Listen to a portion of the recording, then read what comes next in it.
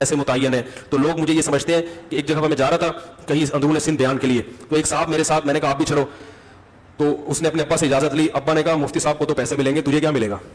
مفتی صاحب تو اتنی دور سفر کر کے جا رہے ہیں, ان کو کیا ملے گا پیسے, تو کیوں جا رہا ہے, تجھے کیا ملے گا؟ اس نے کہا, پھر مجھ سے آ کے پوچھا کہ آپ کو پیسے ملیں گے؟ میں نے کہا نہیں بھائی. تو وہ ابا وکیل تھے نا, اللہ ان کی مغفرت فرمائے, انتقال ہو گیا. تو وہ کہہ رہا ہے, پھر ابا کے پاس گیا, پھر میرے پاس. ابا کہہ رہے ہیں ہو ہی نہیں سکتا, فری پھوکٹ میں اتنا لمبا سفر کرے بندہ صرف بیان کرنے کے لیے, یہ ہو نہیں سکتا.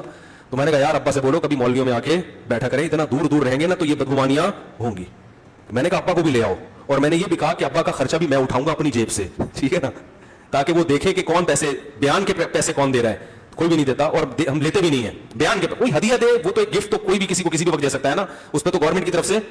اب آپ کہیں گے ہاں نام چینج کر دیا, مجھے پتا ہے لوگوں کے اصل میں یوں گھما کے کیوں کر کے لے رہے ہیں, یوں کر کے بھی نہیں لے رہے. بیان کا نہ کوئی ہدیہ ہوتا ہے اور نہ کوئی پیسے ہوتے ہیں. اب وضاحت ہو گئی, کیونکہ یہ وضاحت نہ کرتا تو پھر بولتے ہیں اچھا نام اس کا کیا رکھ دیا ہے, تو نام بھی نہیں رکھا, وہ بھی نہیں ہے.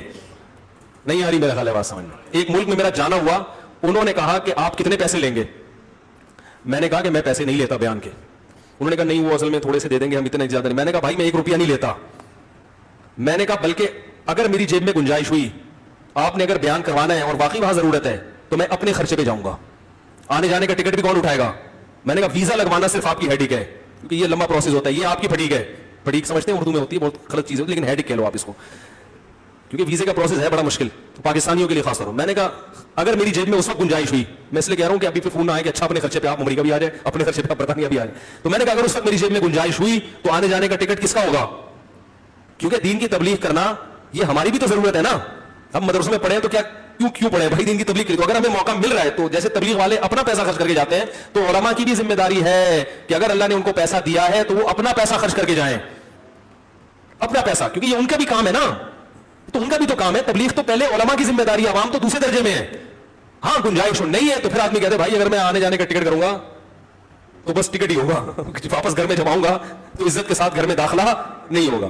تو گنجائش ہو تو انسان. ابھی ازبکستان ہم گئے تھے تو سب علماء اپنے خرچے پہ گئے تھے, سب اپنا خرچ کر کے گئے تھے. تو سمجھ میں نہیں آئی میرا خیال ہے کیا بات, یہ شروع کہاں سے ہوئی تھی؟ ہاں تو یوٹیوب کی ارننگ سے اگر کوئی مولوی بیچارہ کما رہا ہے تو کمانے دو یار, آپ سے تھوڑی لے رہے ہیں بیان کے. وہ بیان تو وہ فی سبیل اللہ کر رہے ہیں, چونکہ اس سے گوگل فائدہ اٹھا رہا ہے. تو گوگل کہتا ہے آپ نے چونکہ مختلف کمپنیوں کو بھی پروموٹ کرنے کی ہمیں اجازت دی ہے تو ہم خود بھی کما رہے ہیں, تو یہ غیر اخلاقی بات ہے کہ آپ کے ذریعے ہم کما رہے ہیں تو آپ کو اس میں شیئر نہ دیں. تو چونکہ گوگل میں تھوڑی غیرت ہے وہ دے دیتا ہے. میرے پوری دنیا میں جتنے بیانات ہوتے ہیں فری میں ہوتے ہیں, اس کا 1 روپیہ بھی میں کسی سے الحمدللہ نہیں لیتا. بعض ایسے خطیب ہیں ہر بیان کے